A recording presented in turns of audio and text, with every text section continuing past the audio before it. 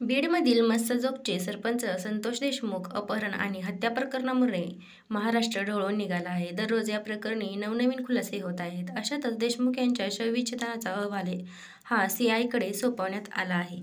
या अहवालामध्ये धक्कादायक माहिती समोर आली आहे. देशमुख यांच्या मृत्यूचं कारणही समोर आलं आहे. तसंच देशमुख यांचे डोळे लायटरनं फोडण्यात आले की नाही याबद्दल डॉक्टरांनी दुजोरा दिला नाही. मस्सजोगचे सरपंच संतोष देशमुख यांच्या हत्याकांडाने संपूर्ण महाराष्ट्र हादरून गेला आहे. या प्रकरणात 3 आरोपींना पोलिसांनी अटक केली आहे. मात्र मुख्य आरोपी अद्यापही फरार आहे. या प्रकरणाचा तपास आता सीआयकडे देण्यात आला आहे. संतोष देशमुख यांचा शवविच्छेदनाचा अहवाल सीआयकडे जमा करण्यात आला आहे. संतोष देशमुख यांना बेदम मारहाण करण्यात आली होती.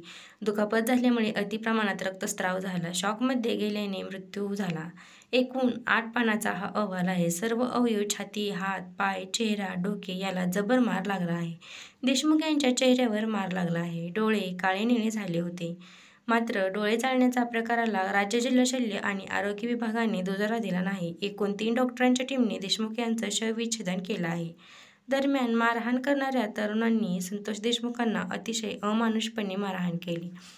संतोष यांच्या अंगावर 1 इंच जागा शिल्लक नाही. शरीरावर सगळीकडे मारहाणीचे वळ उमटले आहेत. फायटरने मारहाण केली, लायटरने डोळ्यांना चटके दिले असल्याचं सांगितलं जात आहे.